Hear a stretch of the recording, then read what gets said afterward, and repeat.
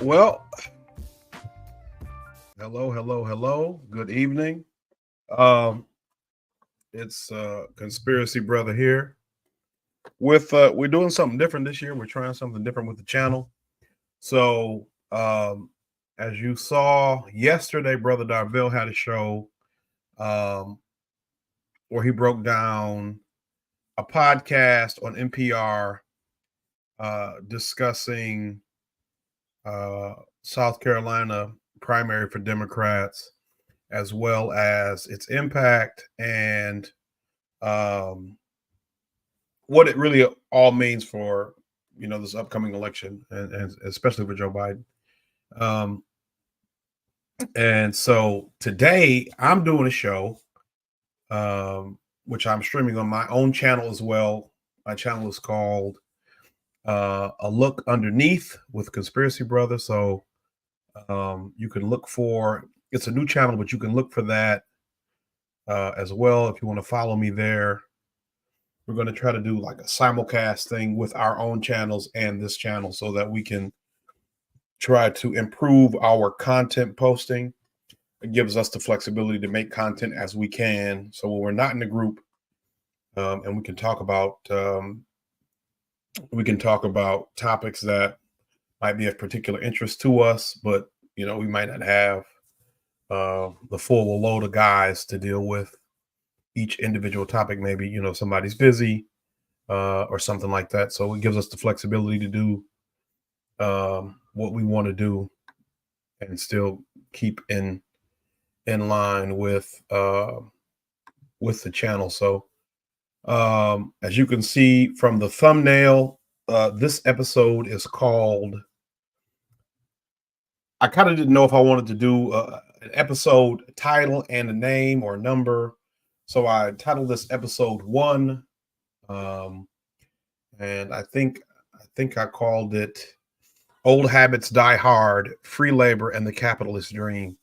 And you can see from the thumbnail various black men or descendants of freedmen, or might even be some. In the more recent pictures, there are some, I think, white men or groups of male prisoners in general who are working.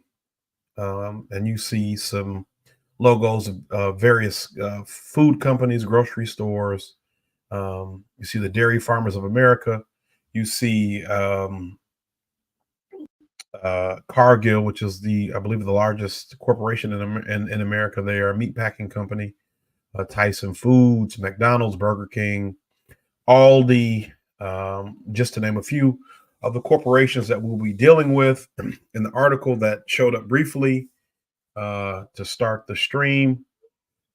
And also you'll see in the stream the phrase "there is no ethical consumption under capitalism." So we'll kind of dive into that, and let me get the article up and we can just try to dig into it. So let's see. I want to have it this way. All right. So this is from the AP. Let me mute that. This is from the AP, and it's a expose, a study, investigation.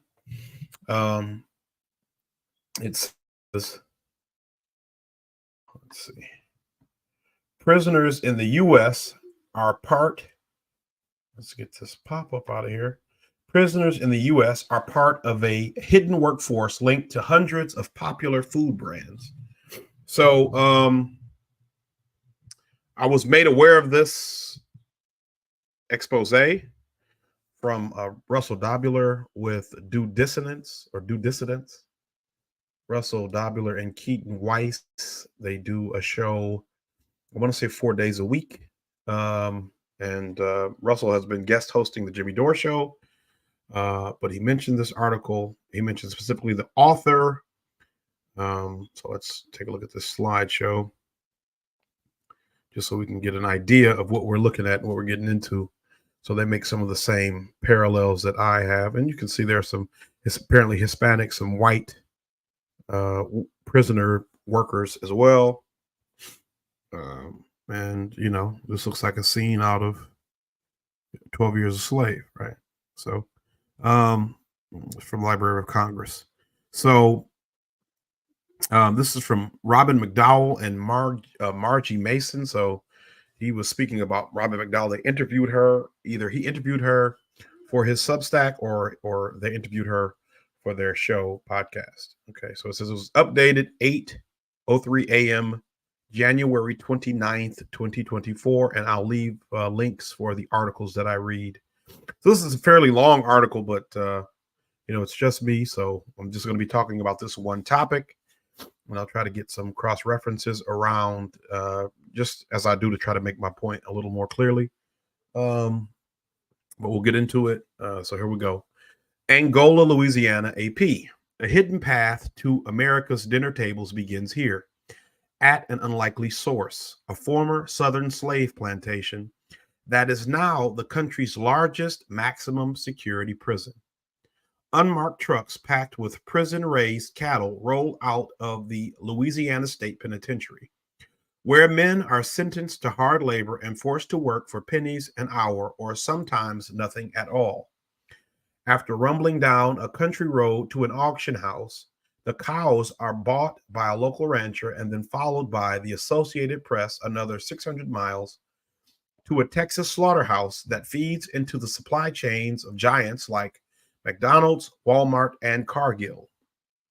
Intricate, invisible webs, just like this one, link some of the world's largest food companies and most popular brands to jobs performed by U.S. prisoners nationwide. According to a sweeping 2-year AP investigation into prison labor that tied hundreds of millions of dollars worth of agricultural products to goods sold on the open market. They are among America's most vulnerable laborers. If they refuse to work, some can jeopardize their chances of parole or face punishment, like being sent to solitary confinement, which has been recognized as a form of torture. At least I think at the international court level, it's been recognized as a form of torture. They are also often excluded from protections guaranteed to almost all other full-time workers, even when they are seriously injured or killed on the job. So here's a group of prisoner laborers, right? It says prisoners harvest turnips at the Louisiana State Penitentiary, April 15th, 2014, in Angola, Louisiana. The goods these prisoners produce wind up in the supply chains of a dizzying array of products found in most American kitchens, from Frosted Flakes, cereal, and ballpark hot dogs to Gold Medal flour, Coca-Cola, and Riceland rice. They are on the shelves of virtually every supermarket in the country, including Kroger, Target, Aldi, and Whole Foods. And some goods are exported, including to countries that have had products blocked from entering the U.S. for using forced or prison labor. And so we talked about this, me and Darvell talked about this with the show we did Tuesday, when we're looking into how there were so many underage employees in slaughterhouses. And the lawyer for the slaughterhouse company said that it was hard to find people to work. And one of the arguments I made was that if you paid a decent wage, you could find people who would be willing to work there. When we looked at that concept of there is no, because I mentioned it then, there is no ethical consumption under capitalism. We talked a bit about how the phrase has, at least as far as I could see, primarily been used to rebuff people who have been criticized for being capitalist and also being consumers of mainstream products. I mean, not being capitalist, but being socialist or communist and being consumers of mainstream products, luxury goods, major retail products and retail items. And as I said at the time, and I'll say it now, as a person who attempts to make conscientious decisions about where I spend my money and how, you find that you are still in this situation contributing to the problem, right? Um, because it's virtually every supermarket. So, I mean, they name the large national chains like Kroger and Target and Aldi and Whole Foods. And you think, Whole Foods sells itself on being an organic, they want to be a cruelty free, we don't test on animals store, vegan, vegetarian.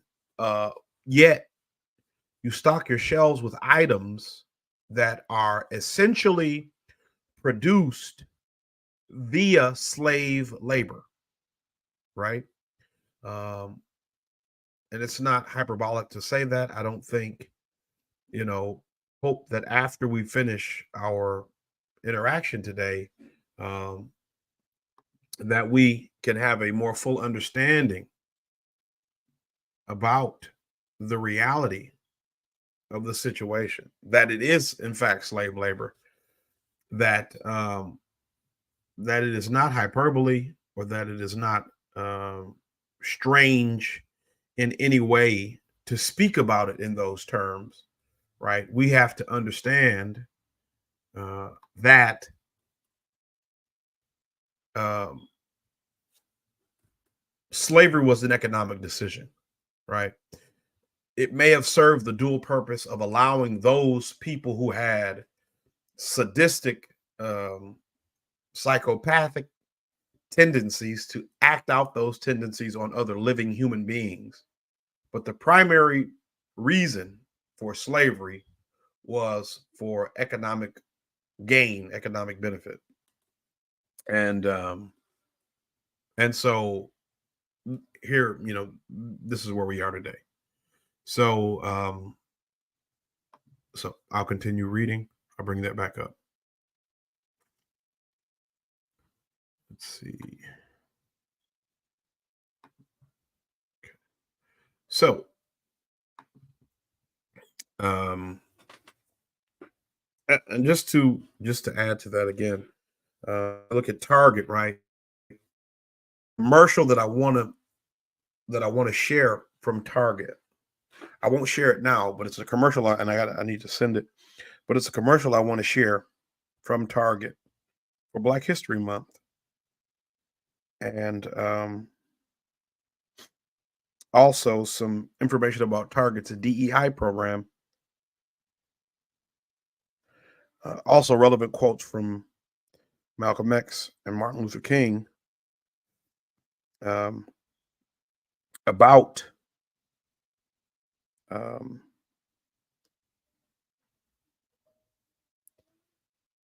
about capitalism, because I think fundamentally what we need to understand is the catalyst for this, the catalyst for these types of actions taken by governments and corporations is profit motive. It's profit, right? And so no matter what you may think about how a capitalist system is supposed to operate, in theory, in practice, we see that um, in practice we see that it seems to always trend toward um, this type of exploitation. That seems to be the inevitability of capitalism. Uh, that it always trends toward this level of exploitation. So many of the companies buying directly from prisons are violating their own policies against the use of such labor. I want to just come back up once to say something else that I didn't really hit on, but we are exporting products to countries that are not allowed to export products to us because they use forced or prison labor. So again, when we talk about the rules based global order, and we talk about, America as a moral compass for the world and a beacon of democracy. What we need to understand is that America is a hypocrite. When you look at the global situation, and you can pick any country in the world that is having some type of strife or turmoil, right? There are protests going on in Haiti right now. We talked extensively, as far as we have had recent shows about war in the Middle East and in Eastern Europe, and we have talked a bit about last episode about the unrest and destabilization caused by the U.S. government in South and Central America. So, we need to keep that in mind, that America disallows these countries from exporting goods to us, but we export goods to them made under provably prison labor or forced labor situations.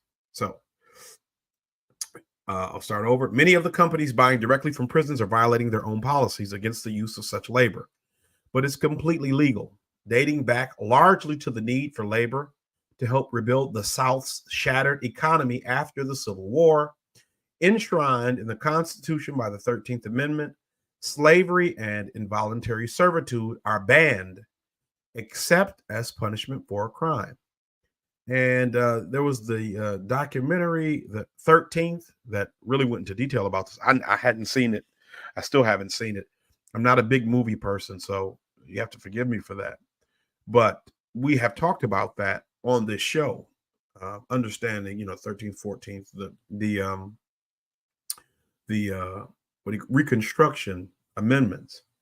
And there, you cannot, we've talked about convict leasing and things like that, but you cannot, there are no coincidences, right? Let's just, Conspiracy Brother says there are no coincidences. But let's just understand that it is not coincidental that the very people that you brought to this country to be slaves are the same people who you have created laws to unjustly target and send to prison, and that by going to prison, you can continue to be a slave in this country again. Right? It is not a coincidence. There are no coincidences. Okay. That clause is currently being challenged on the federal level, and efforts to remove similar language from state constitutions are expected to reach the ballot in about a dozen states this year. So it's a hyperlink. Let's check that hyperlink out for the sake of, because you have to wonder, if you abolish slavery, why do you allow it to exist under any circumstances? Why? And I mean, I feel like the answer is because we understand that in a system such as ours, you must have exploitation in order to prosper. Like I've made the joke that America is a pyramid scheme or a Ponzi scheme, and when you understand the way that the exploitation occurs, you can't see it any other way. The people on the bottom do all the work, and they send the money up, and the money continues to go up until it rests at the people on the top of the pyramid. So just to read this, lawmakers mark Juneteenth by reviving Abolition Amendment by Terry Tang. So this is from 21. As a nation, this week made Juneteenth a federal holiday honoring the end of the enslavement of Black people. Lawmakers are reviving calls to end a loophole in the Constitution that allowed another form of slavery, forced labor for those convicted of some crimes, to thrive. So you can't see it. I didn't share the screen, but that was and I can post a link to that, but it's hyperlinked in the article that I'll post. Some prisoners work on the same plantation soil where slaves harvested cotton, tobacco, and sugar cane more than 150 years ago, with some present day images looking eerily similar to the past. In Louisiana, which has one of the country's highest incarceration rates, men working on the quote farm line end quote still stoop over crops stretching far into the distance. Um, and some of this is just going to be heartbreaking to hear, right? Because what you see, and this is the as much as this channel is dedicated to the Freedman Collective and a look underneath, right? And I have to keep remembering that because I toyed between a deep dive and a look underneath or a look below. But a look underneath is dedicated to the uplifting of descendants of freedmen. I still understand that exploitation that capitalism caused, or that the exploitation that capitalism thrives under, is a product of convenience. And so it was Black people because we were the most vulnerable, right? They tried with Native Americans and it just didn't work. So they tried it with poor Europeans and it also didn't work, right? Because they still had knowledge of the laws and of the rules, and like I talked about with allowing foreign illegal immigrants to be police officers and soldiers, you're not going to have a connection to the country or to the people who live here the same as you would if you, and irrespective of your ethnic background, right? When you are from America, you grow up here, you live here, you like football, you like baseball or basketball or hockey. You learn the cultural traditions that we share as a nation, whether or not they are ethnically specific to you from your home country. You learn to absorb that when you come here. And for somebody who is newly here and who is here with the promise of citizenship for good behavior, what will a person be willing to do to ensure that they have, citizenship and their family taken care of? But yes, so that exploitation is necessary, and it was a matter of convenience. You use racism to justify the treatment, the brutality.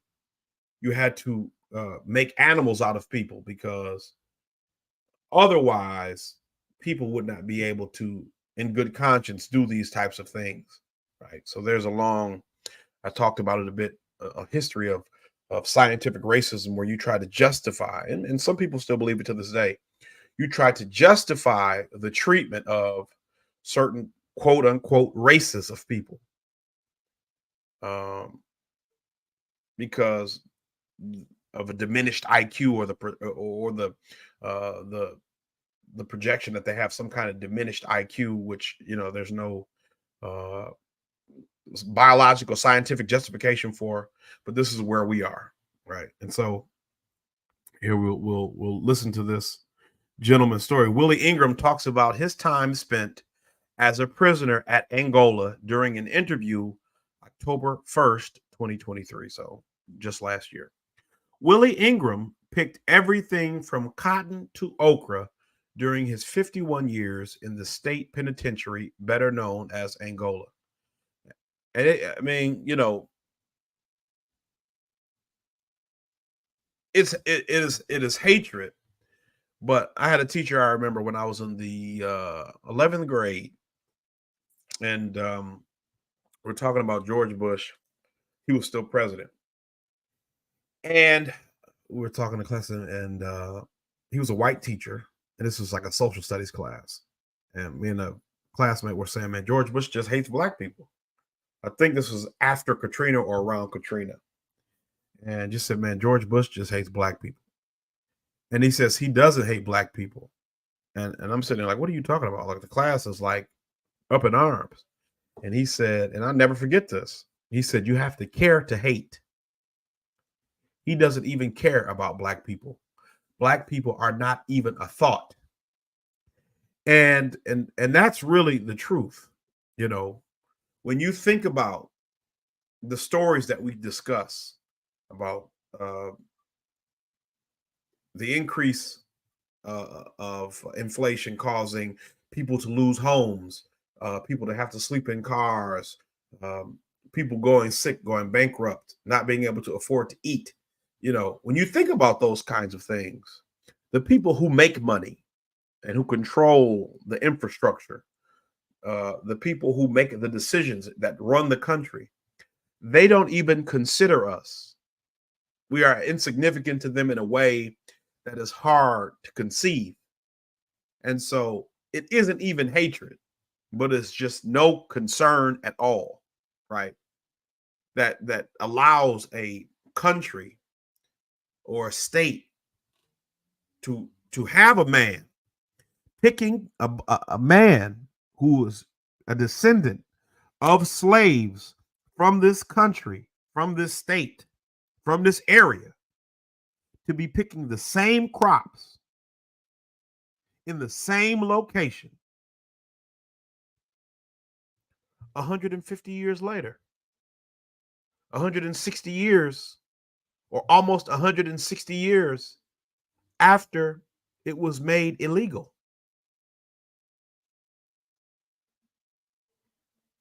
Right? It should be 161. After it was made illegal.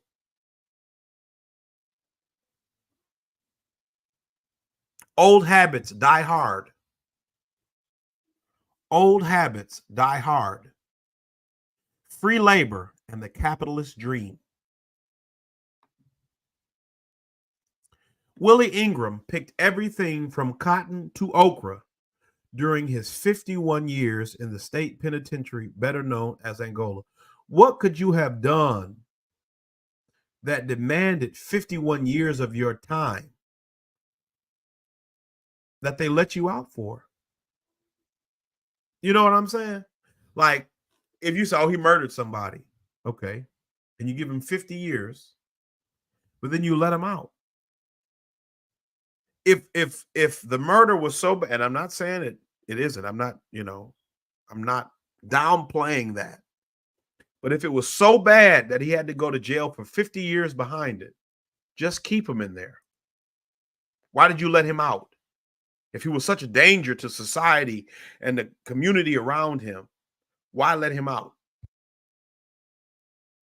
During his time in the fields, he was overseen by armed guards on horseback and recalled seeing men working with little or no water, passing out in triple-digit heat. Some days, he said, workers would throw their tools in the air to protest, despite knowing the potential consequences. And I read 12 Years a Slave. So, the imagery that this brings to my mind is that automatically. That's what I think of. Because I can recall listening to the stories that Solomon Northup talked about, having a ration of food per week, pork fat, or like back bacon, cornmeal, or peas and rice for the week, and then your back fat would get rancid, and so you still had to figure out how you could eat what you could eat, and you could grow a garden on your own time if you were so inclined to make supplementary food. But notoriously, slaves, black people, freedmen and descendants of freedmen, and enslaved, right, because they weren't freedmen yet, suffered from low protein. So they were undersized. Children would frequently be undersized, right? But imagine the imagery, because if you go to Louisiana in the summertime, the heat is not, if you're from up north. I live in Michigan. We have humidity. We have a lot of humidity. We have a lot of water, large bodies of water around us. I think the stories were no more than 70 miles from a large body of water. But when you go down south, it's like the heat sits on you. It's oppressive.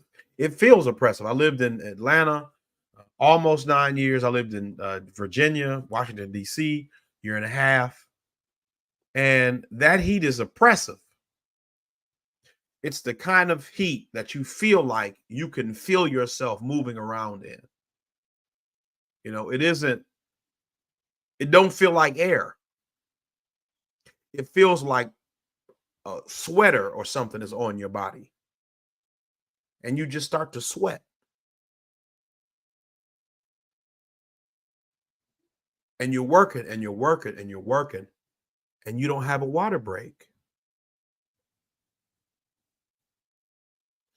And as much as they're talking about triple digit heat, what I learned from living in Georgia and working outside is that it's the heat index, which is the humidity times the temperature, that really causes the problems, because it's that when you have a high heat index, you have high humidity in the air, your sweat is not able to evaporate, which can lead to heat stroke and other heat related illnesses and death.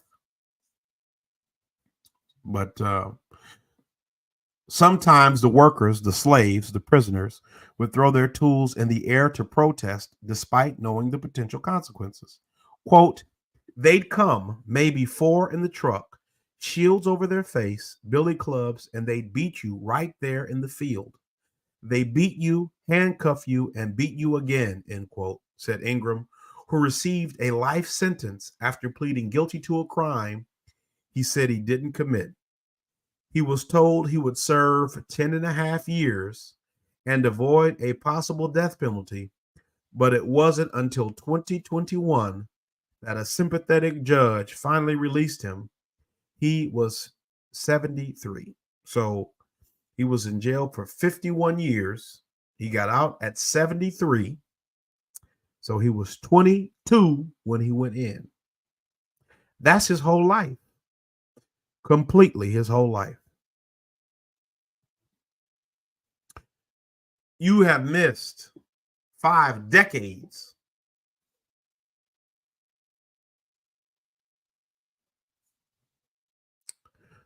And again, we get into issues of the criminal justice system. You pled guilty to a crime you didn't commit, which is a story we've heard over and over and over again. Right? We talked about that with the black site in Chicago, where they were keeping prisoners, wouldn't let them, suspects, not even prisoners, suspects, wouldn't let them meet with the judges, with their lawyers, and they weren't guilty of crimes. And eventually, I think his name was Burge. He was like a police captain or something. He died before anything could happen to him behind it. But he was essentially responsible for the process, the whole system that allowed this to happen. Okay. So it says the number of people behind bars in the United States started to soar in the 70s, just as Ingram entered the system, disproportionately hitting people of color, which is to say black people, which is to say descendants of freedmen. Now, with about 2 million people locked up, U.S. prison labor from all sectors has morphed into a multi-billion-dollar empire, extending far beyond the classic images of prisoners stamping license plates, working on road crews, and battling wildfires.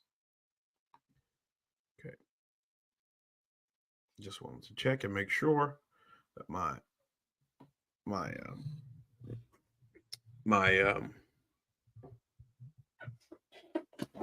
screwed up. Wanted to check and make sure that my camera is doing okay. So some prisoners earn pennies or nothing at all. So here's your photo gallery. One of 8 prisoners line up to work inside a vegetable processing plant at Angola.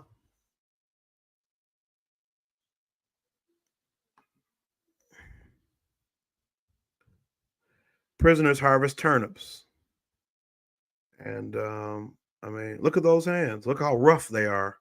from the work they're doing.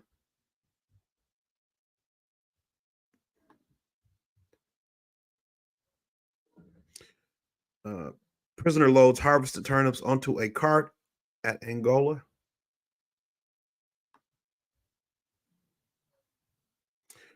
Prisoner unloads a truck of harvested corn at the Cummins unit of Arkansas Department of Corrections.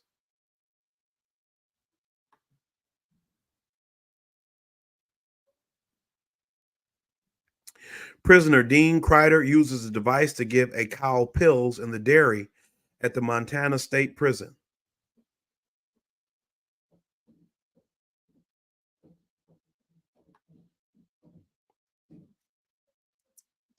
Prisoner Jason Garcia unloads hay at the dairy in the Montana State Prison.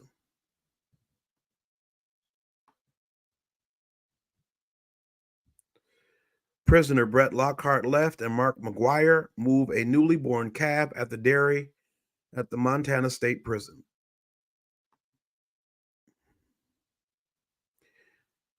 Prisoner Michael Jefferson wipes away sweat while herding cattle at the Cummins unit of Arkansas Department of Corrections.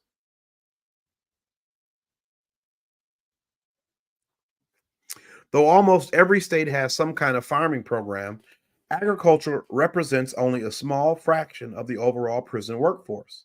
Still, an analysis of data amassed by the AP from correctional facilities nationwide traced nearly $200 million worth of sales of farmed goods and livestock to businesses over the past 6 years. A conservative figure that does not include tens of millions more in sales to state and government entities.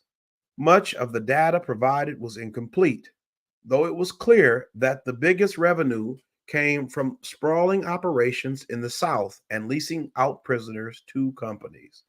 So the South is still doing convict leasing. This is why I left the South. And you know, I've said this before, I've talked to people about it, and they've asked me about it. My grandfather was born in Tennessee, and he grew up in Georgia. And when he was 14 years old, he moved to Michigan to work at the plant. And never in my life did I ever hear him say, I'm moving back down south. Now, all his family, or the majority of his family, had moved up.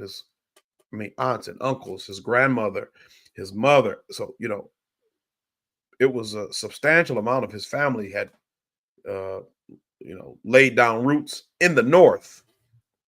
But I'd never heard any of them say, when I get done working, or when whatever the case, I'm going back down south. I never heard him say it.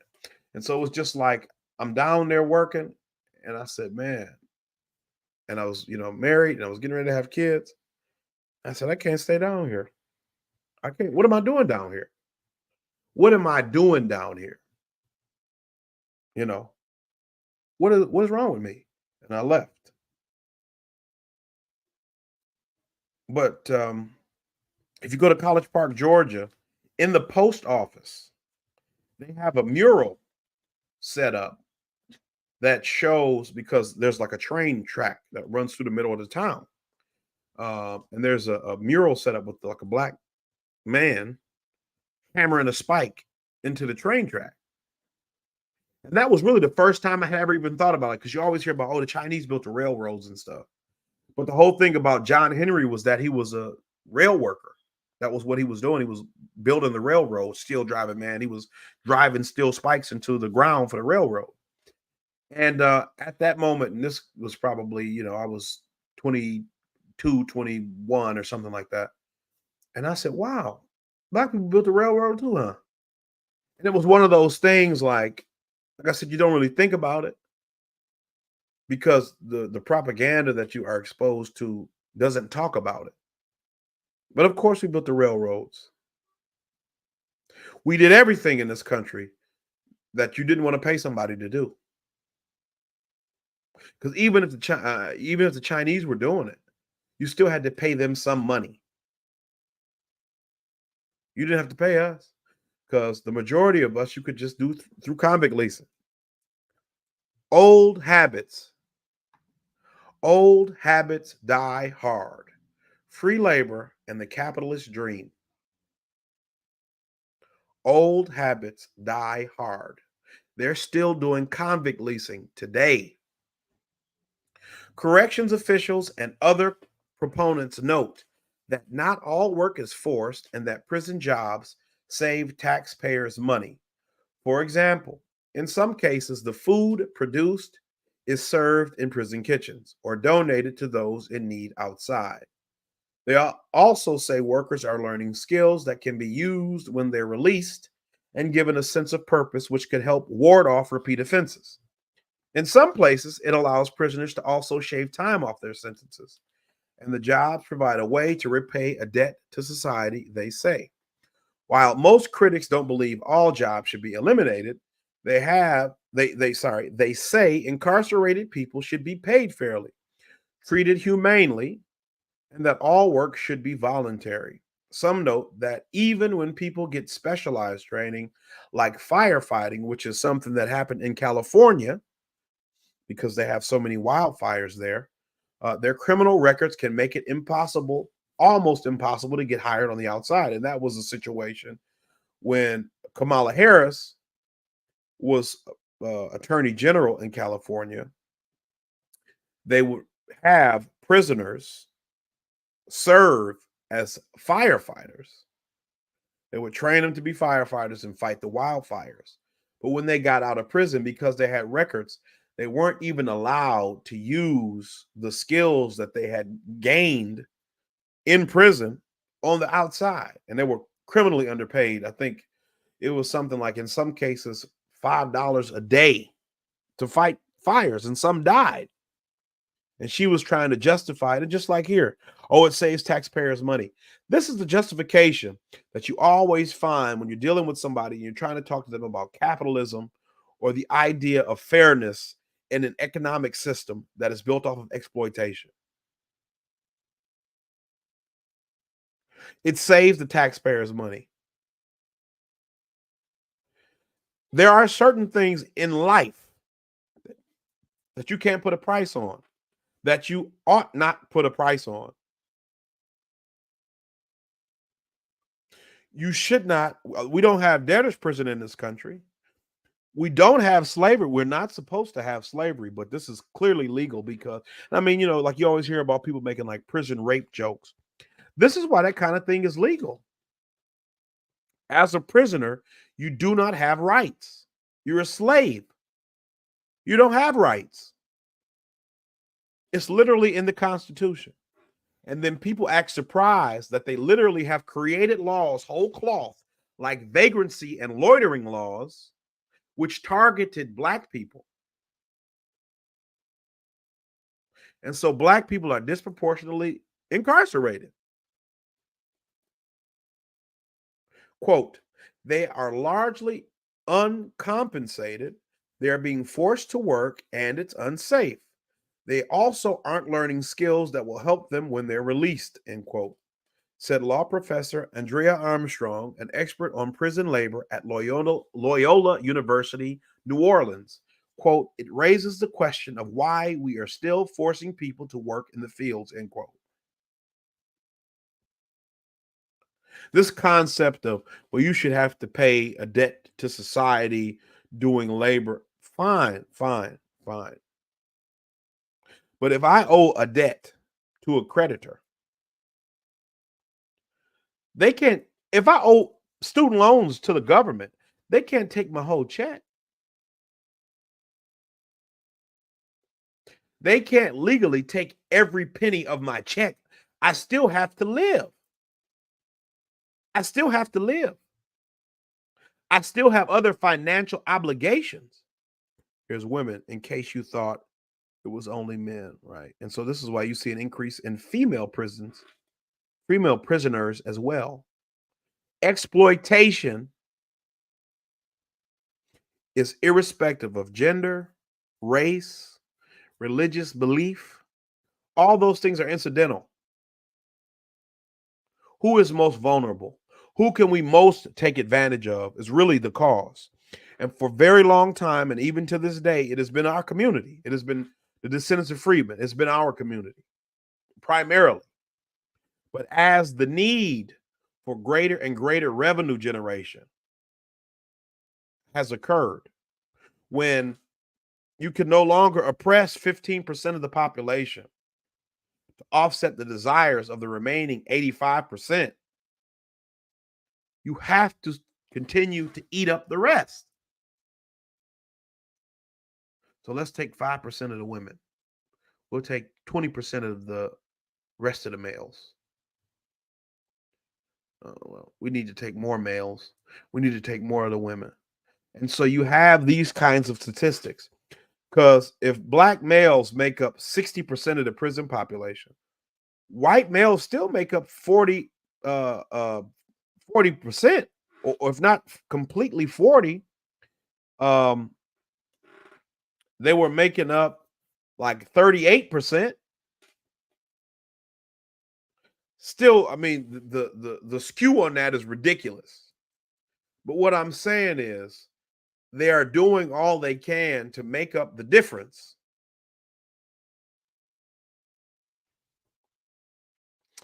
Prisoners serving time at Arizona State Prison Complex, Perryville, arrive at the gates of a Hickman's Family Farms egg ranch,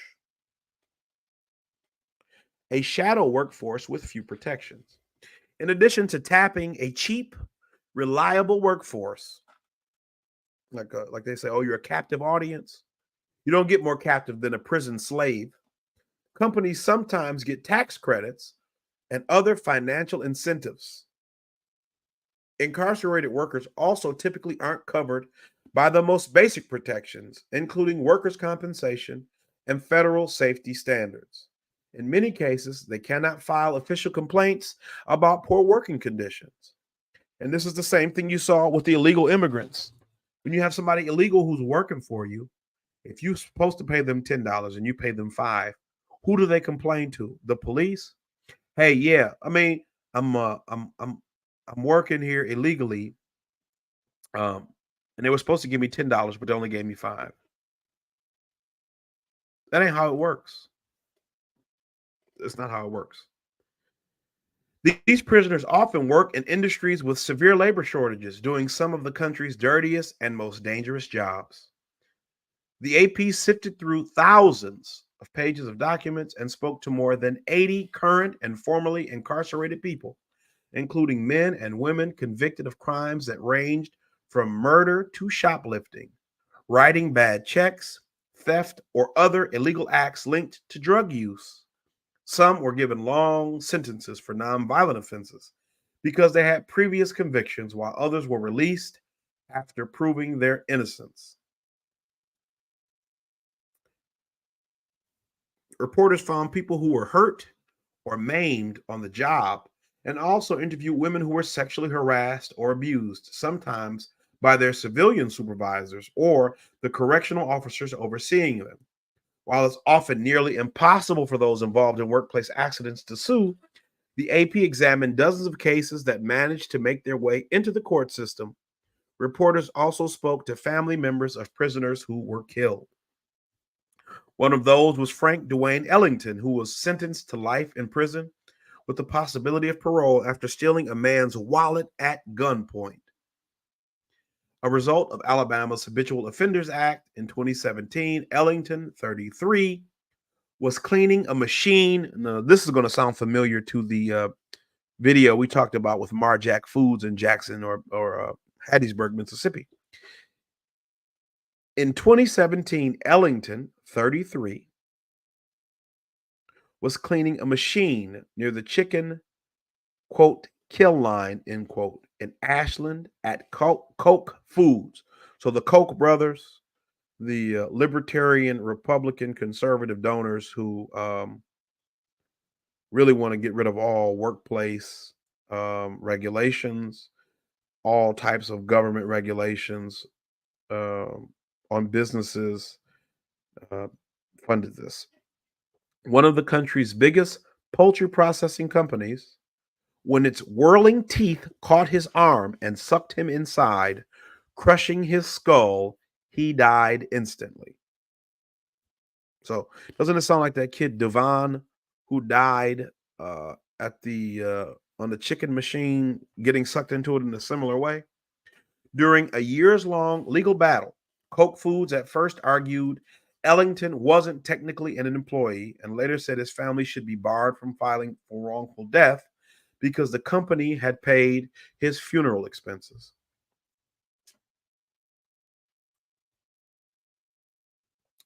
If I'm not technically an employee, then why am I working here? But this is the kind of thing we're talking about when it's capitalist exploitation, right? I just want to pull a quote up from Malcolm X. I'll read it because I don't want to get the screen share, but I'll read it. It's on my phone. Here's what Malcolm X says about capitalism. A couple things, but I'll read this one first.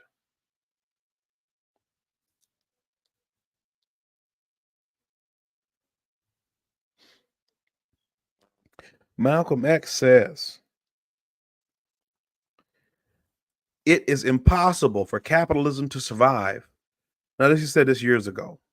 And I think, I mean, obviously he said it years ago. He died. He was murdered in 65. But I think some of this still rings true. It is impossible for capitalism to survive primarily because the system of capitalism needs some blood to suck. Capitalism used to be like an eagle, but now it's more like a vulture. It used to be strong enough to go and suck anybody's blood, whether they were strong or not. But now it has become more cowardly, like the vulture, and it can only suck the blood of the helpless. As the nations of the world free themselves, as the nations of the world free themselves, capitalism has less victims, less to suck, and it becomes weaker and weaker. It's only a matter of time, in my opinion, before it will collapse completely. Now, some of that was true, and I think some of that, based on the trajectory the world was going in before he was murdered, assassinated, I agree. Right. And to some degree, you see uh, a crop of revolutionary minded individuals standing up again who are saying, no more. But, you know, it's a process that needs to play itself out. Here's another quote. This one is short. You can't have capitalism without racism. And there's one more. I cannot.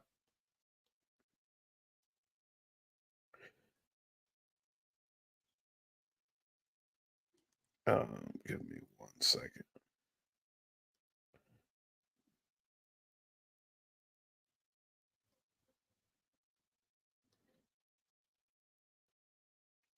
Yeah, Malcolm said, "You show me a capitalist, and I'll show you a bloodsucker."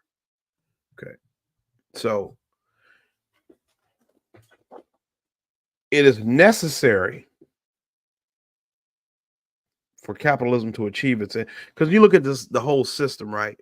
Corporations, from year to year, they want to make an increase in profit of 2% minimum. I was in economics class when I heard that, and I'm sitting there saying, like, why? And the 2% doesn't factor in booms and bust cycles. So, for example, my sister was a manager at a store, and after tax time, more people would shop in her store. And so her numbers for that month were great. You know, let's just say she made, 10,000 extra dollars. I don't really know. But let's just say she made 10,000 extra dollars. So the next month, they wanted her to make 2% more than that. So what's that? 10%, 1% of 10,000 should be what? 100. So 2% is 1,200. No, sorry. 2% is 2% more. As Jimmy Dore says, I'm not a math surgeon. But so 2% more should be a 200 extra dollars. So you want to make 10,000 $200. But if the reason everybody was purchasing your products was because they had money from tax returns, and that's a finite amount of money, how can you expect to get back to the 10,000, let alone the 10,200?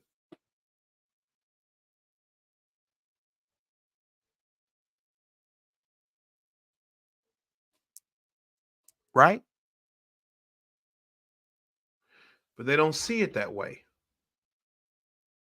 And so I talked to my teacher, my professor, and I said,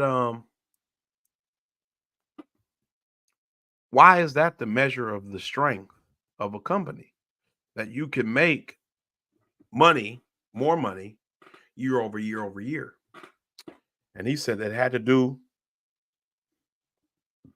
with how they looked at growth. I said, wouldn't a measure of stability, or stability, not growth, stability?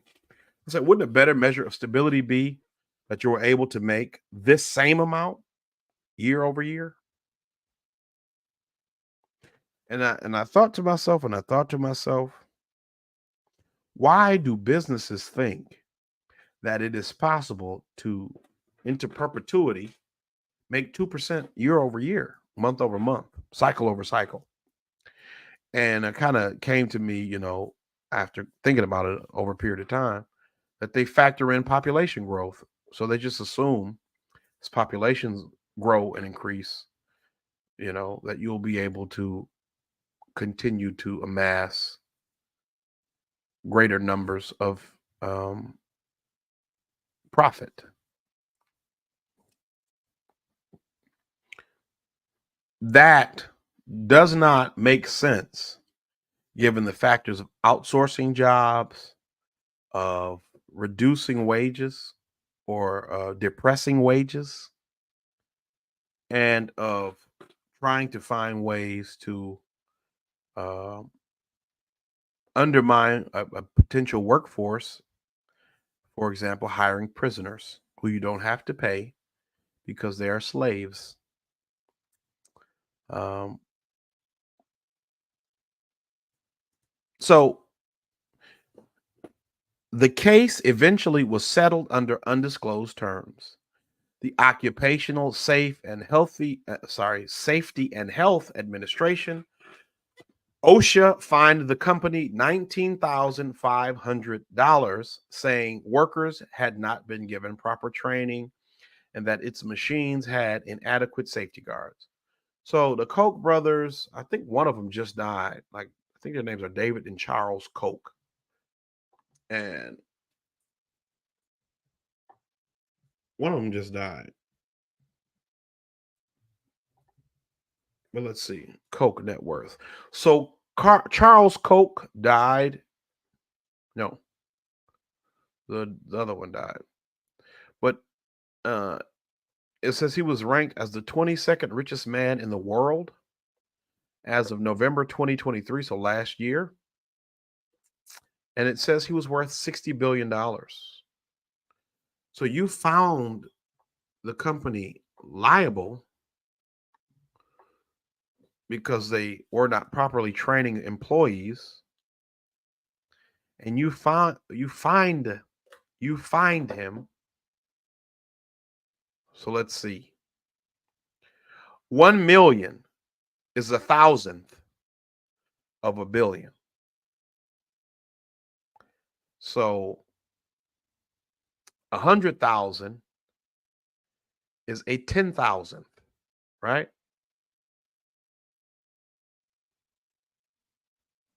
Or is a 100,000 times is a billion. So 100,000 is 100,000th. So 3 zeros. And in a billion, what is there? 9 zeros. So it's like 100 millionth of $1 billion, what they were required to pay as a company for this. And it said up above this that Coke Foods is one of the country's biggest poultry processing companies. So you know they make money. And this is the thing. Like I've said, I said this before when you look at the 13th Amendment, 14th Amendment, but I was speaking about the 14th Amendment. Um, how this this country operates is that it does whatever it can do to try and solve the problem, although it doesn't solve the problem, but whatever it can do to appear to solve the problem in the least amount of steps, whether it does the job adequately or not.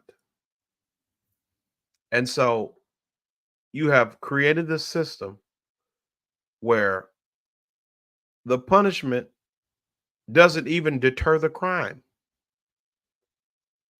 It would take, if a person just had $1 single billion and they spent $100 a day, it would take them a little less than 3 years to spend it all. At $1 million a day, if they just had 1 single billion and we didn't collect interest or anything like that, and you spent $1 million a day, it would take you a little under 3 years to do it. And this man is worth by himself $60 billion.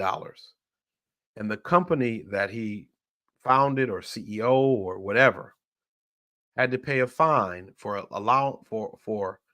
negligence in training an employee, and the employee died, and they didn't even have to pay $20,000. Quote, it's somebody's child, it's somebody's dad, it's somebody's uncle, it's somebody's family, end quote, said Ellington's mother, Alicia Powell Clark. Quote, yes, they did wrong, but they are paying for it, end quote. The AP found that U.S. prison labor is in the supply chains of goods being shipped all over the world via multinational companies, including to countries slapped with import bans by Washington in recent years. For instance, the U.S. has blocked shipments of cotton coming from China, a top manufacturer of popular clothing brands, because it was produced by forced or prison labor. But crops harvested by U.S. prisoners have entered the supply chains of companies that export to China. And I think this is one of the issues why, when you think about the Uyghur genocide and talk about and issues like that, I don't really know. People say, well, if you're concerned with Palestine, if you're concerned with, why aren't you concerned with China and the Uyghurs? And I'll reiterate what I have said on a previous show. I don't know what's happening over there. I literally do not know. But I do know that the people who are telling me that there is a genocide of Uyghurs in the Xinjiang region of China are the same people who are not telling me about this, are the same people who are lying and misleading me about everything else.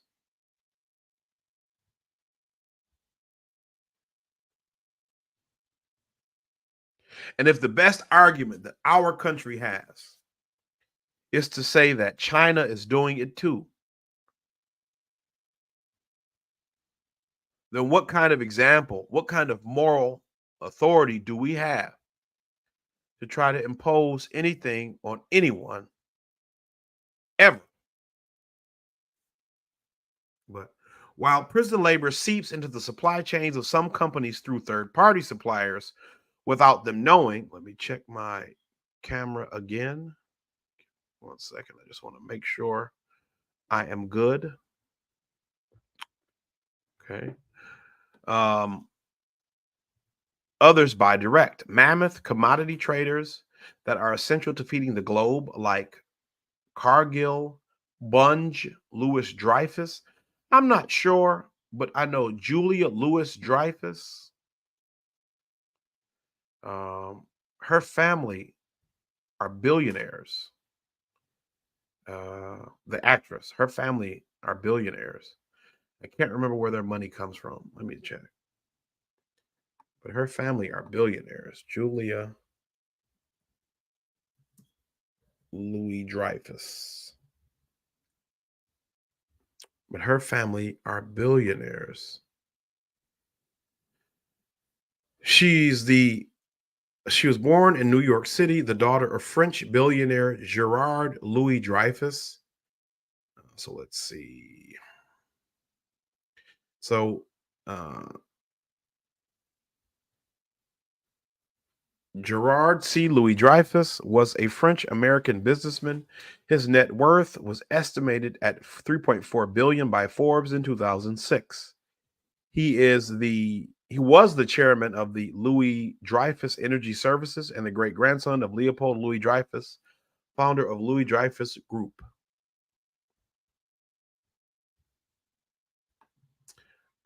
So Louis Dreyfus Company is a French merchant firm that is involved in agriculture, food processing, international shipping, and finance. So yes, that's it. That's it. That's her. It's attached to everybody. Obviously she doesn't have a personal hand in it, I'm sure, but she makes her money from this too.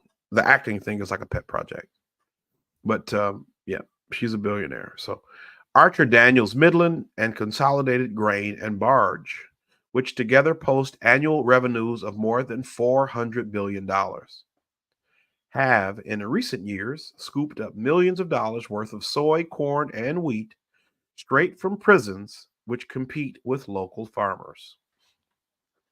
The AP reached out for comment to the companies it identified as having connections to prison labor, but most did not respond.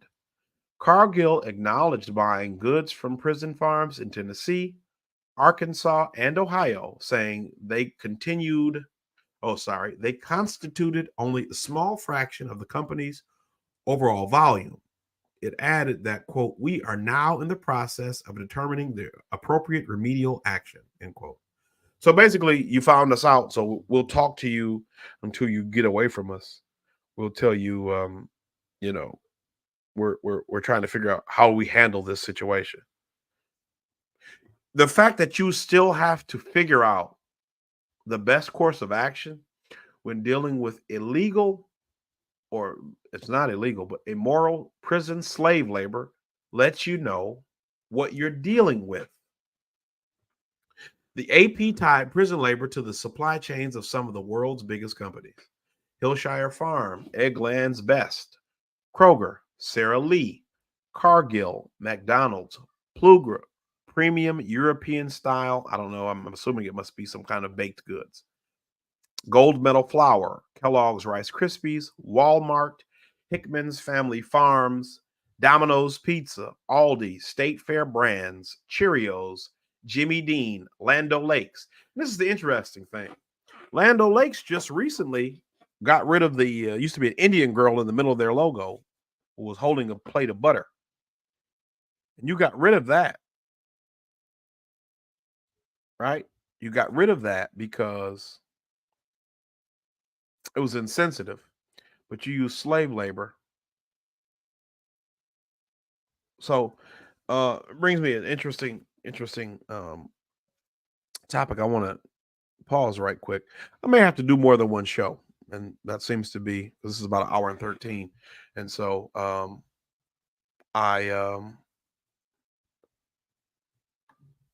I I I didn't want this to be, and I said, I'm like, yeah, I'll try to make this like a half an hour, no more than an hour. I should have that meme up from Minister X. Whatever, then I'm wrong. You got me now. You figured me out. You caught me red-handed. So this book here, let me see if I can get it to come in clearly. It's called Virtue Hoarders. So it doesn't come in clearly. But it's called Virtue Hoarders: The Case Against the Professional Managerial Class by Catherine Liu. So I want to read something in here, if I can find it.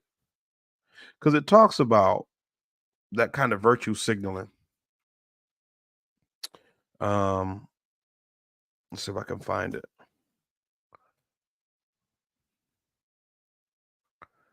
Let's see.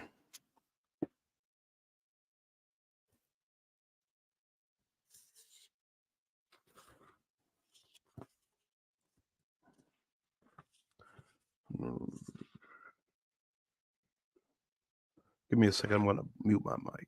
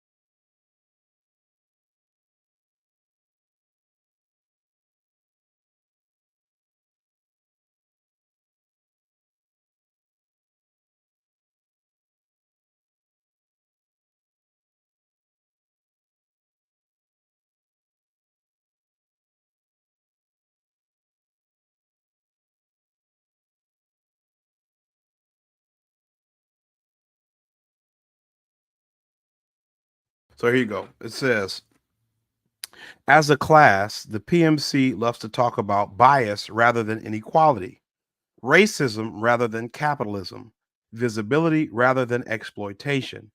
Tolerance for them is the highest secular value, but tolerance has almost no political or economic meaning.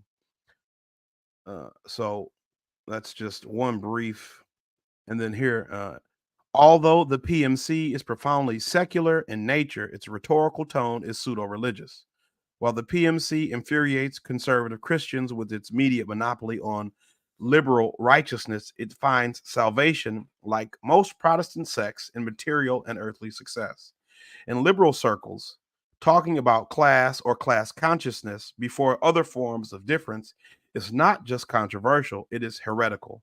They call you a class reductionist if you argue that race, gender, and class are not interchangeable categories. They pile on you with the legalistic and deadly term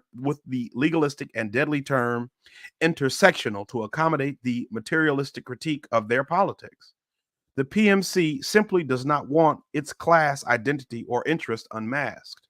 Young people wanting to enter what the Ehrenreichs call the liberal professions and gain positions in academia and the culture and media industries have to adapt themselves to the Procrustean bed of PMC dominated networks of influence. Anyone who wants to privilege class critique should be prepared to be thoroughly red baited and ask questions like, quote, why do you wear presentable clothes when you're a socialist? Shouldn't you wear burlap sacks, end quote, and quote, why do you enjoy sports? Isn't that part of the military industrial complex, end quote, and quote, why do you encourage conflict? Aren't you irresponsibly fomenting violence, end quote. PMC elites believe that asceticism is the fate of the leftist, that any kind of social conflict arising from corrosive inequality is her fault.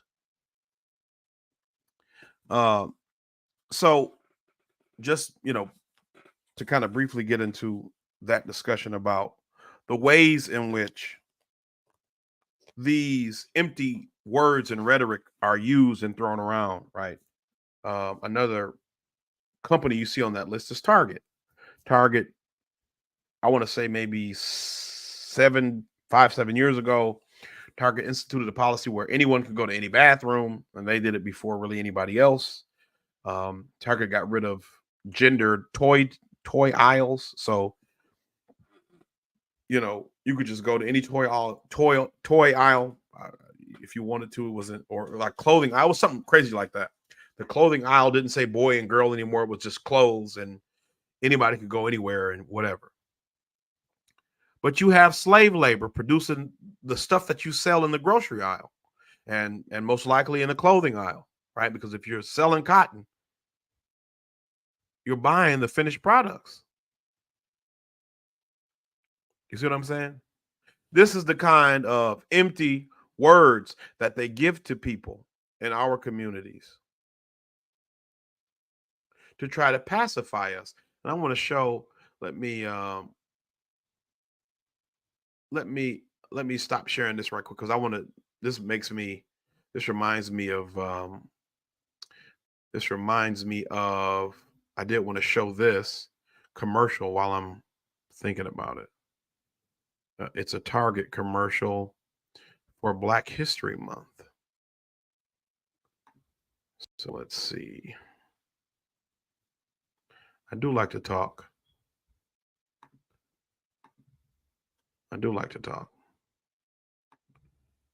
Hey, what up, what up, what up? I'm just saying this. I was on that article, so I didn't get to see really a lot of the comments, but I do like to talk. I had 5 people watching. Now it's just 4. So, I mean, now it's just 1. I lost 4. That's what I meant to say. But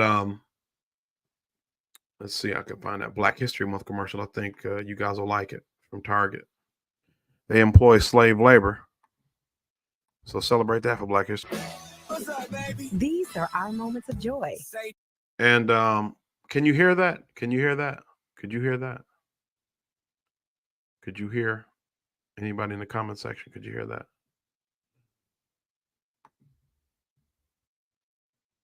Rewind it. Cheese. What's up, baby? These are our moments of joy. Say cheese. Hey. Our everyday. Wanna love, won't you make me? Our traditions. Just say please. Oh. Our stories. Hey. Our creativity. Our get-togethers. Because the joy we create every day is what makes us, us. Shop the Black History Month collection at Target. Oh, that's the thing. It's empty. It's meaningless, right? You use slave labor to make the products that you sell, whether it's food or, like I said, the shirts and stuff you wear. You use slave labor to produce it. So what are you saying? What are you doing? What's really going on? You want me to sit here and pat you on the back because you guys talk about DEI and bias and all this stuff. And I had a thing about Target's DEI program, which is diversity, equity, inclusion. But they want to talk about all this stuff, centering, empowering. We want to empower people, and I mentioned that in the Virtual Hoarders book too. But I have to spend more time looking forward, and I want to not let this drag out. I'll probably try to stop this at the hour 30-minute mark and just do a part 2. But you use slave labor. You use slave labor. So all these slogans and all these things that they have done or are doing to try and appeal to some high, right, to the trans community, to the LGBTQ community, or the Black community, or whatever, it's empty. So you see Bel Joyoso, they make cheese, Pizza Hut, Cheerios, which is General Mills, the Dairy Farmers of America, which is I believe that's like an industry association, Burger King, Tyson Foods, Ballpark. I always thought Ballpark and State Fair were owned by the same people. Polly O, which I think is another like Italian cheese. Saputo, I don't know what that is. Costco, which is where I shop. I don't shop at Sam's Club because Walmart mistreats their employees. But I guess Costco does too. They got a union, but you got slaves making your meat, growing your vegetables. Russell Stover, Pepsi. So again, there's no ethical consumption, right? You cannot escape it because unless you buy your meat from local farms and you get your bulk fabric or spin your own wool, or you know what I mean, and unless you are living completely, because even if you buy a vehicle, if you buy a phone, There is a child somewhere in the Congo who's missing limbs because they're digging out in the mines to build your devices. There is no ethical consumption. But in this country right now,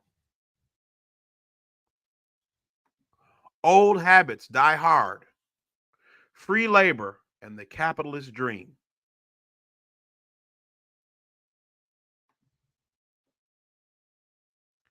McDonald's said it would investigate links to any such labor, while Archer Daniels Midland and General Mills, which produces gold medal flour, pointed to their policies in place restricting suppliers from using forced labor.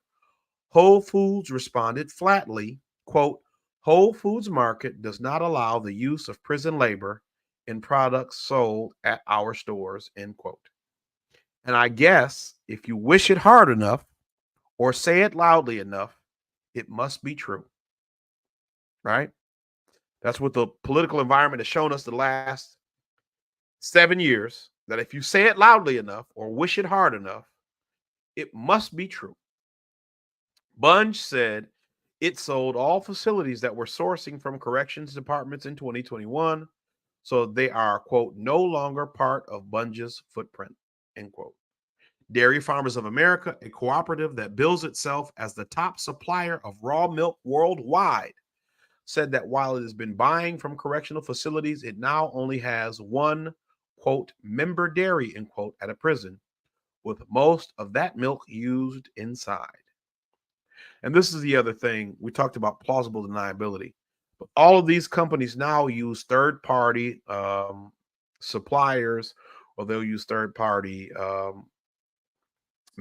employment agencies to hire, like you saw with the chicken. So when it comes down to, hey, how did you let a 12-year-old work at your factory when you got to be, when the person's social security number said they were 32 years old? Well, you know, we didn't get involved in that. We didn't. It was a third party who hired them. It was a third party staffing agency.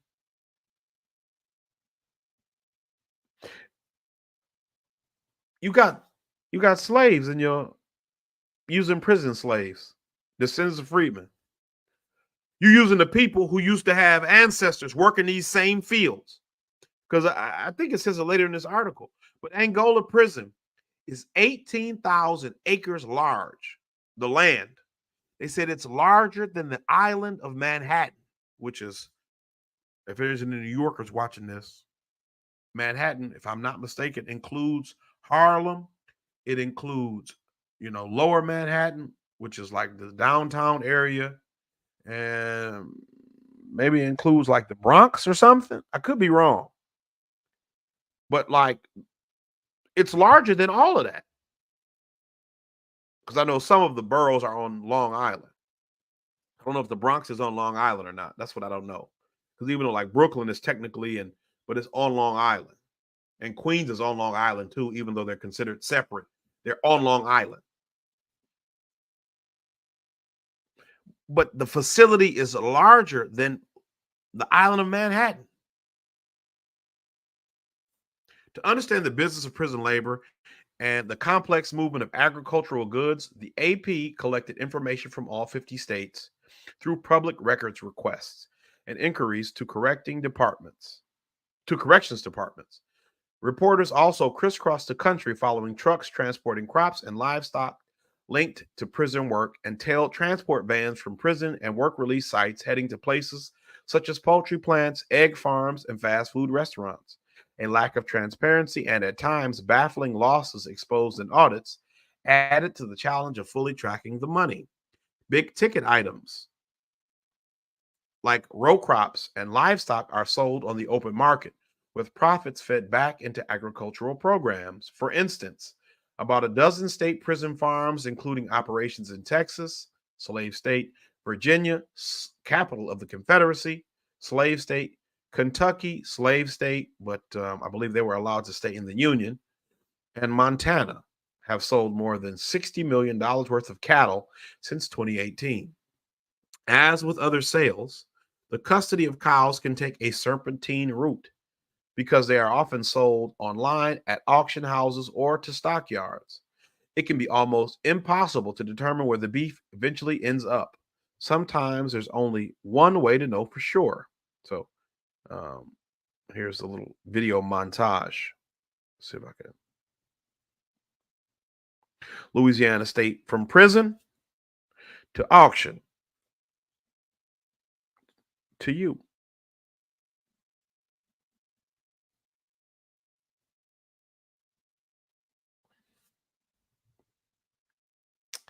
In Louisiana, an AP reporter watched as 3 long trailers loaded with more than 80 cattle left the state penitentiary. The cows raised by prisoners traveled for about an hour before being unloaded for sale at Dominique's Livestock Market in Baton Rouge. As they were shoved through a gate into a viewing pen, the auctioneer jokingly warned buyers, quote, "Watch out," end quote. The cows, he said, had just broken out of prison. Within minutes, the Angola lot was snapped up by a local livestock dealer who then sold the cattle to a Texas beef processor that also buys cows directly from prisons in that state. Meat from the slaughterhouse winds up in the supply chains of some of the country's biggest fast food chains, supermarkets, and meat exporters, including Burger King, Sam's Club, and Tyson Foods. Quote, "It's a real slap in the face to hear where all those cattle are going," end quote, said Jermaine Hudson, who served 22 years at Angola on a robbery conviction before he was exonerated. So 22 years at Angola before he was exonerated. He said it's especially galling because the food served in prison tasted like slop. Quote, "Those were some of the most disrespectful meals," end quote. Hudson said, quote, "that I ever in my life had to endure," end quote. And he's from Louisiana. So, not to make light of this situation, but he knows good food. And so this is an aerial view of Angola Complex. This is probably where they're going to tell you the size. In this aerial photo, the Louisiana State Penitentiary lies along the bending Mississippi River. So there's the Mississippi. Here's Angola. The rise of prison labor. So Angola is imposing in its sheer scale. The so-called Alcatraz of the South, end quote, is tucked far away, surrounded by alligator-infested swamps in a bend of the Mississippi River. It spans 18,000 acres, an area bigger than the island of Manhattan, and has its own zip code.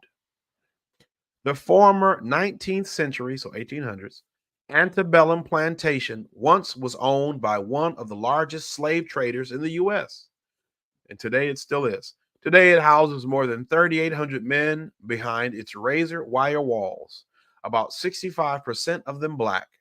Within days of arrival, they typically head to the fields, sometimes using hoes and shovels or picking crops by hand. They initially work for free, but they can earn between 2 cents and 40 cents an hour. Calvin Thomas, who spent more than 17 years at Angola, said anyone who refused to work, didn't produce enough, or just stepped outside the long straight rows knew there would be consequences. And if you read 12 Years a Slave, he said you got beat at least twice a day. Once in the morning, as soon as you got up, and at night after you got done working.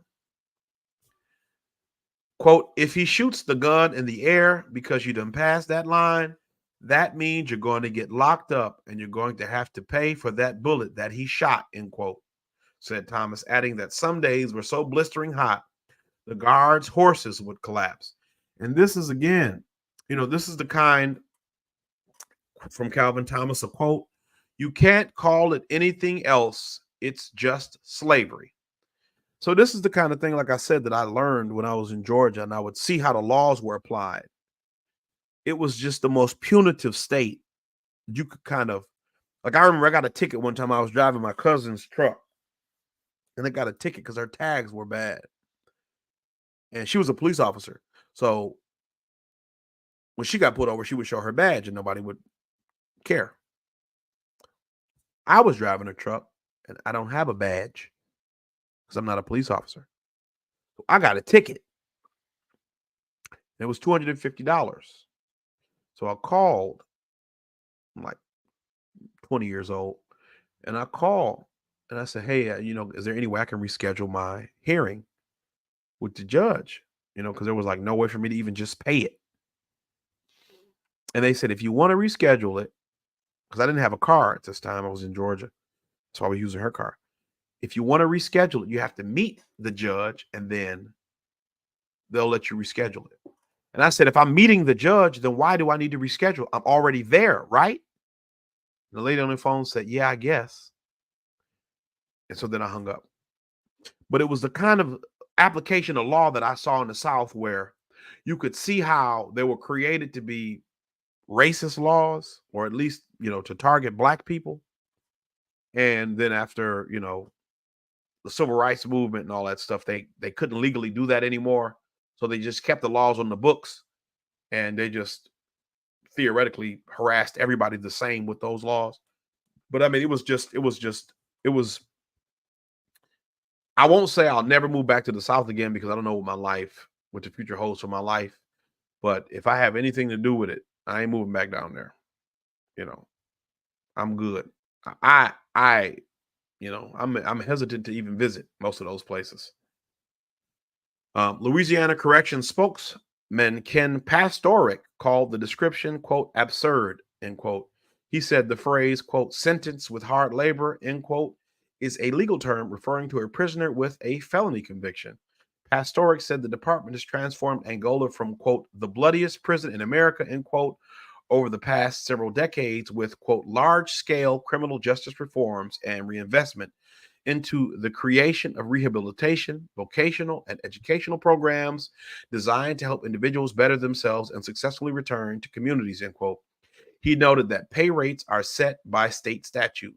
Now, as I read to you about the minimum wage 2 days ago, I didn't read Louisiana, but some states don't even have a minimum wage for their own legal non-prisoner citizens who are not slaves, who cannot legally be slaves. You think they're going to set a minimum wage for the slaves?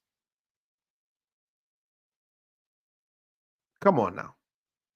Current and former, let's see how much time I got, because I know I passed the 1 minute and 30 second, hour and 30 second. Yeah, I'm at hour and 37.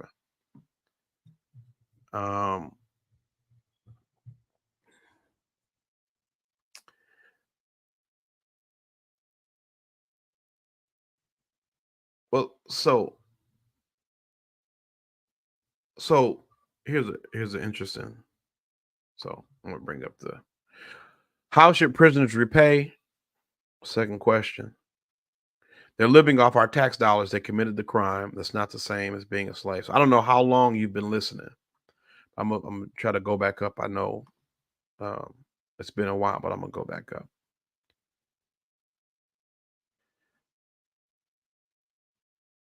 I'll go back up.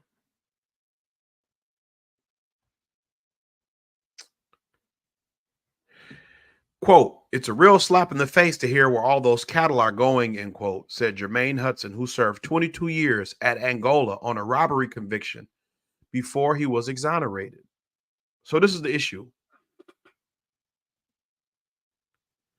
If you want to make somebody work, fine. But we live in a criminal justice system where laws have been specifically created to target our community, first and foremost. Secondly, even laws that in theory are used to target everybody, like drug offenses, the application of those laws is still skewed against us. So I'm gonna show you this video, and this might be where I end it for today. Well, let me read. I'll read this. It's just to hear. Prison labor over the years. So I'll read to here, and then I'll stop. I'll show you the video, and then I'll stop. So current and former prisoners in both Louisiana and Alabama have filed class action lawsuits in the past 4 months, saying they have been forced to provide cheap or free labor to those states and outside companies, a practice they had also described as slavery. Prisoners have been made to work since before emancipation, when slaves were at times imprisoned and then leased out by local authorities. But after the Civil War, the 13th Amendment's exception clause that allows for prison labor provided legal cover to round up thousands of mostly young black men. Many were jailed for petty offenses like loitering and vagrancy. So loitering wasn't a crime, right? Just standing on the corner wasn't a crime. Vagrancy, which is like being out after a certain period of time, or let me look up what vagrancy even is.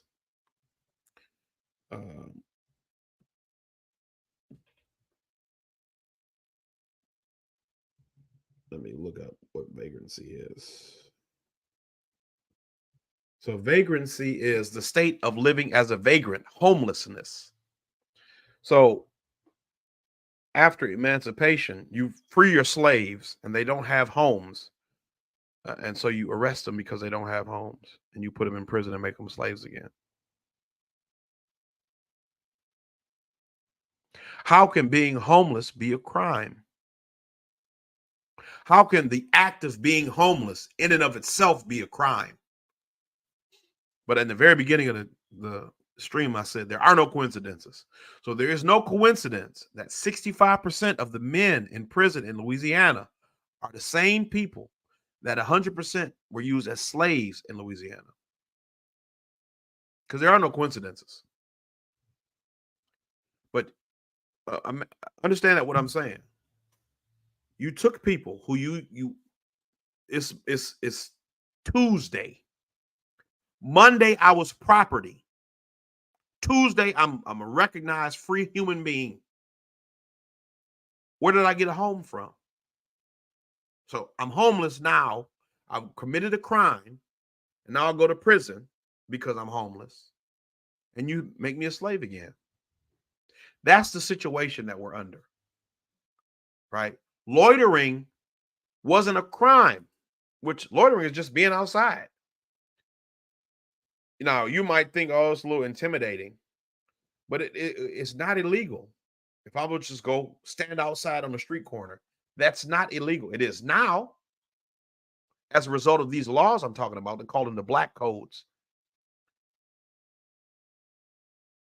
But loitering wasn't a thing. You know how they do the caroling door to door? People used to go caroling and sing for alcohol. And if you didn't give them alcohol, they would mess your house up.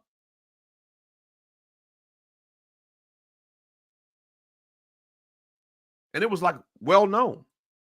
That was just how the whole tradition of caroling came about. They would sing Christmas carols for cider and like spiced rum or warm, spiced wine. And then if you didn't give it to them, it would mess your house up. They would harass you. And so we have to understand that through that context. But I'm going to pause here on this article. And I'm going to show a video that I've had for a while that I know is going to help to kind of express what I'm dealing with. And I'm at an hour and 43 minutes. So if I get done before 2 hours, I'll be happy. But so I'm sure some of you have seen this. So if you have, hopefully you can hear this. But listen, look at this. If you have now, just to set the table, this is Senator Joe Biden on the left, current president, who is clear. I mean, when you see old videos of him, even from like 4 years ago, you can see the mental decline that he's going through. He really is like not there. And on the right is his son, the infamous crackhead. So can you hear that? Could you hear that? Could you hear that, everybody? Could you hear that? We started over again.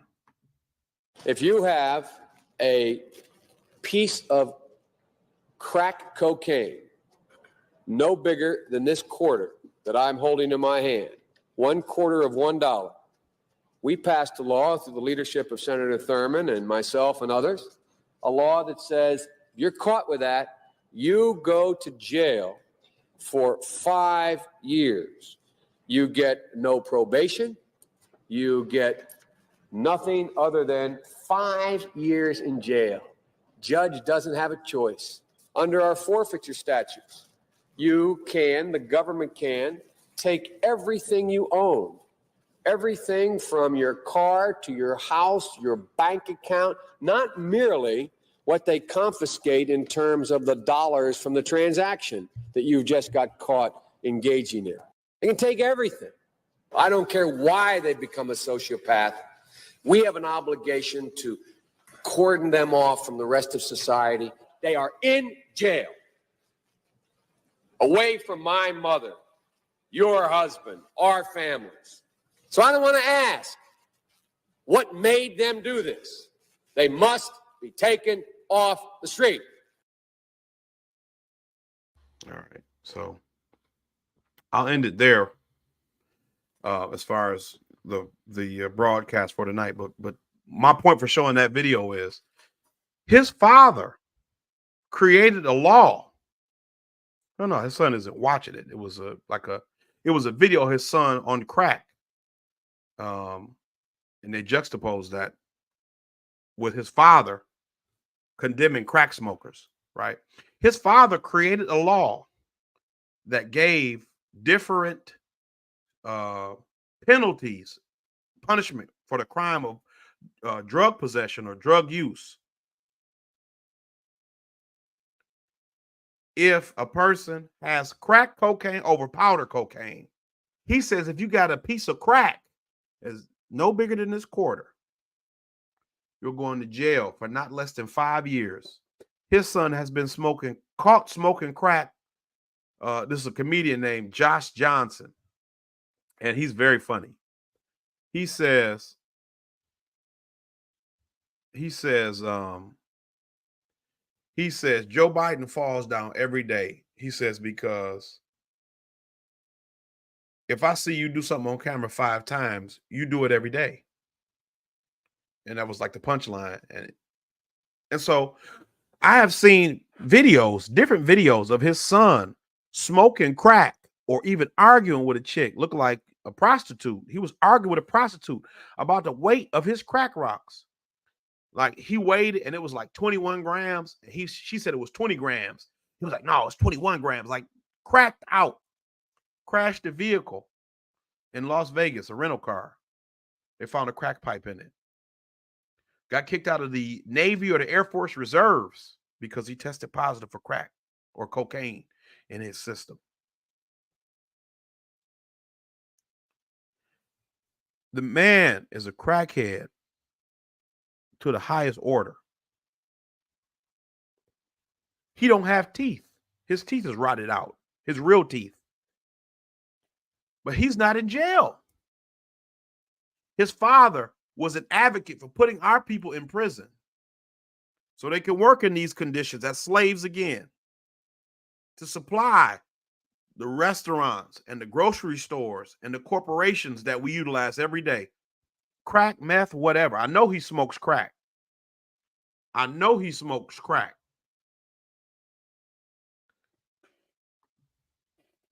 But whatever the case, we see an unequal application of the law by a man who hung his hat on making particularly extreme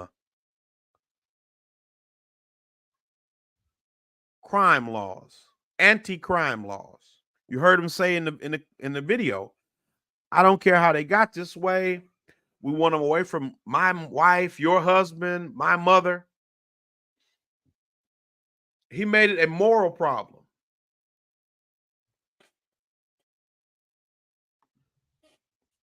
Well, you got to speak to your cousins about that. But he made it a moral problem when he spoke about, kids who when he when you spoke about people who did this kind of thing, right? Who had children who may have fallen off the wagon or gone off to the left in some kind of way. He spoke about them as if they had a personal moral failing. And so this is why you can have a debt repayment, but you have too many laws that either are specifically used to target our community, or the application of the laws is unjustly used to target our community. And so we cannot allow you to mask this punitive measures to perpetuate slavery in this way as anything other than exploitation. That's what it is. These corporations are still to this day using slave labor, and in certain cases like in Angola and the people in Arkansas and Alabama and Mississippi, you have people working fields their ancestors worked 100 years ago, 150 years ago, right? My father has a friend from Mississippi who said that his family worked for a year in Mississippi on a farm, and they were paid, and they worked from sun up to sundown, and they were paid 14 cents for a year's worth of work in 1960 something. And they had to sneak out to go to Chicago. They had to sneak out, 9 of them in one car, 4 in the trunk, 2 driving, and then what's that? 6, and then it was 4 on the back seat, and or it might have been 2 on the back seat and 2 on the ground.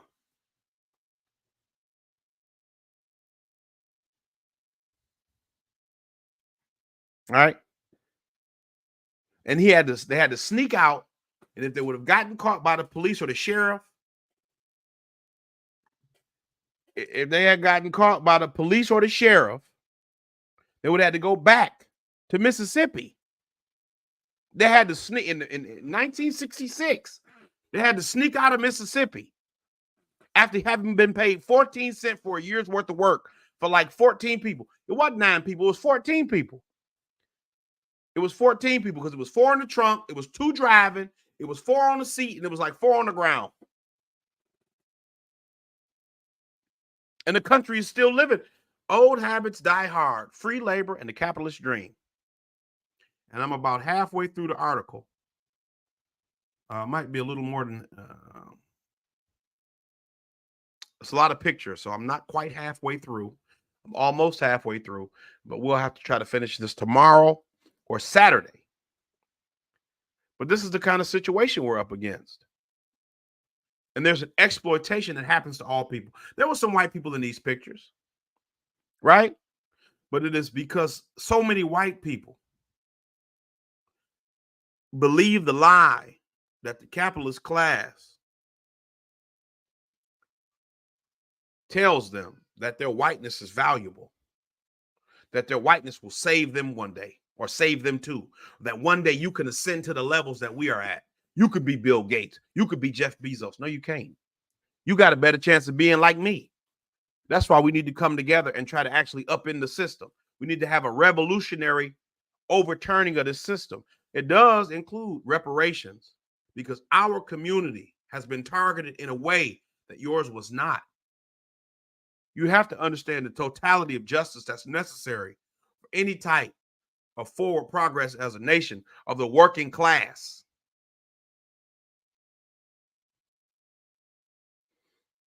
But they're still using slave labor to this day. I think they're going to talk about Parchman Prison in Mississippi. I believe they will be talking about it because it talks about Arkansas. It talks about I have some information on Arkansas just specifically because Hillary and Bill was the first lady and the governor of Arkansas. So they got a little interesting tidbit of story about their time as governor and what they do in Arkansas. But the South is the South. So everybody want to move to Atlanta and all that, and they think they're going to go down there, and I don't know, do what? I don't know. But your people left the South for a reason. All of them. Did your ancestor who left the South tell you to move back? Did your ancestor who left the South tell you they set something up down there for you? Because mine didn't say that. When I was down there, I didn't leave outside of 285 because I didn't know them people. I went to Birmingham, Alabama twice, or Tuscaloosa 2 or 3 times, and it's just something different about being in those places. One wrong move, one wrong turn, and you don't know what you're going to meet. You don't know what's going to happen. You don't know what to expect. I stay up north where I know what's going on. I know that I ain't saying it's safer. I'm not saying it's better.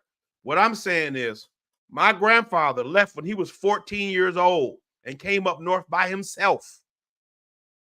If that don't show you a desperation to leave a place, I don't know what is. And never in my whole life, he never talked to me about visiting. He never ever asked me to go down there. And he took my mother and my uncles and my aunt. He never talked to me about visiting ever. Ever. I never went. So I got a couple more books that I have some information from to contextualize what we're talking about. This is The World in Africa and Color and Democracy. It's a double book by W.E.B. Du Bois. Got some from 1984. Also some pertinent information in there. And I may try to get a little bit more information from Virtue Hoarders. I'm trying to see what I got to do to make the book show in clearly. But Virtue Hoarders is a great book. It's informative. It really, Virtue Hoarders, the case against the professional managerial class.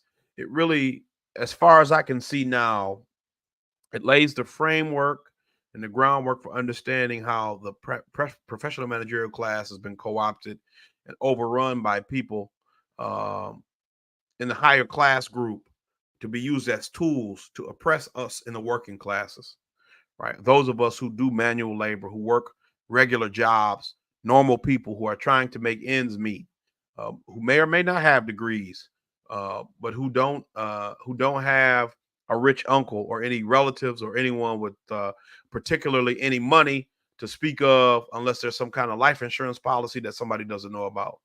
And it brings a fuller understanding of this exploitation that we're talking about, right? Because this is an exploitation that is necessary. And I feel like I didn't really get a chance to get into it as much because I was reading the article. But in order for capitalism to succeed,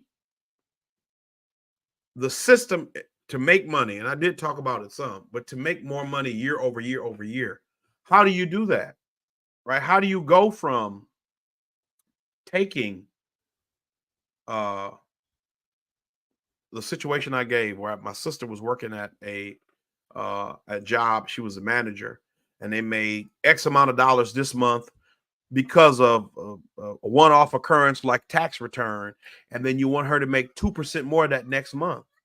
On paper, that number isn't great, right? It's an extra $200. But when you don't factor in the circumstances surrounding that, right? That would be like saying, hey, I hit the lottery this month. I made an extra $5,000. So I should be able to make $5,050 next month. But you can't bank on hitting the lottery again. It's literally outside of your control, right? But the voracious appetite of the capitalist class is such that it does not consider those variables. Just like the game of Monopoly, it's a documentary. I think it's called Park Avenue. where it looks at, Park Avenue in Manhattan, because it goes from lower Manhattan all the way to the Bronx. And in the Bronx, it's like one of the poorest congressional districts in the country. And lower Manhattan, you have $1 billion apartments, right? And they did an experiment with Monopoly where they gave one player half the money and they were able to collect half the money, and they weren't able to buy properties the same and all these other stipulations. And they gave another player double the money, and they collected double the money when they passed go, and they got properties cheaper. And the player who was artificially given a boost in the game still behaved as though the reason they were good at the game was because of something they had done, and not because they had literally been given rules breaking assistance, and that the person who was losing had been given rules breaking harms, right? So it's all about understanding the psychology of human behavior. But we need a revolution in this country, sincerely, a workers-led revolution to upend this and overturn the way the structure is going. We have to figure out ways to awaken our friends, our family, our circle, and expose them to a different way of thinking, a better way of thinking, a better way of understanding the world around us. Because eventually the beast comes for us all. You can only exploit the bottoms for so long before you need more. You got to have more. Right? At one point in time in this country, it was sufficient. And I showed the clip a couple days ago, and maybe I should find it. But Bill Kristol talks about how, the great thing about America is after you get here and you are stable, you immigrate here, you're stable. You don't need to work so hard. You don't need to do the jobs that pay little money and have little reward and require a lot of hard work. So you bring in more immigrants to fill in the gaps. So it's a country built off of exploitation. There's a song called B on It's Your World Part 1 and Part 2 on Common's album B that came out in 2004. And in the song, there's a line in a poem at the end of the song. It says, "Be mindful or be cautious of asking a country built on free labor for reparations." And so that's something you got to be mindful of, right? This country was built on free labor. It was built on exploitation. They're not going to give nothing for free, but they will take for free. And so we have to awaken as many people as we can so we can form some kind of coalition. Because they'll put us all in prison. They'll put us all in prison. They'll put us all in some kind of chains, and they'll have us working for free. And they'll tell us that, like in 1984, freedom is slavery, war is peace. Courage is what does it say? War is slavery. Freedom is slavery. War is peace. Ignorance is wisdom, or something like that. Ignorance is strength. War is peace. Freedom is slavery. Ignorance is strength. That's what they'll have us believing. That's where we'll be as a society. So I'll end it here. It was quite a bit longer than I wanted it to be, but realistically, I think we all knew that this was where it was heading. And so I'll be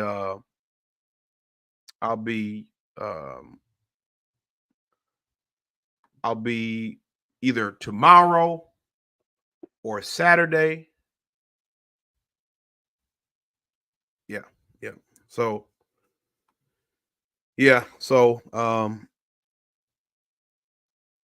my grandfather, when he came back from the Korean War, he went to Georgia to visit an uncle. And so he's sitting on a log with his uncle, they're just sitting down next to each other. And he said, all of a sudden he hears a whack. And his uncle just kind of laughs, he, is that you, Mr. Jones, or whatever. So my grandfather said he turns around full military outfit, just got back from Korea. And he said he sees a white kid, couldn't be much older than he is, who had a big stick and he hit his uncle on the back. And so I'm like 9 years old. He tells me this story. And he says, so what does that mean? And so I'm like racking my brain, as a 9-year-old, what does this mean? And he says, that means it wasn't the first time that ever happened. And he said, so in that moment, he got up immediately and left and came back up north.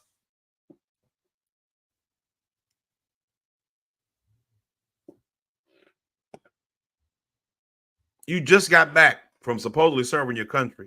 We could talk about the imperialist war that the Korean War was another time. But, what do you do with that? Realistically, what do you do with that? So I don't want to keep you any longer than I was expecting to. I have already done that. But as again, I said, I think we already knew that was going to be the case. So on that note, first episode of A Look Underneath with Conspiracy Brother, simulcasting on the Freedman Collective. You can subscribe, share if you like this episode. Hit the bell for notifications on my page. You can look for me at A Look Underneath with Conspiracy Brother, or I think my handle is at Conspiracy Brother TFC, so the Freedman Collective. And again, for 24, our objective is to make more content, to get more exposure, hopefully get our story out, get information out, and just see who we can try to help to see things a little more clearly and just give information. That's primarily my objective. I come from the school that, with knowledge and information, you can make a good decision on your own. I don't have to persuade you one way or the other. So with sound information, you can be well informed enough to do the best thing for you. And so, that is what it is. And with that, I'll end it. Peace.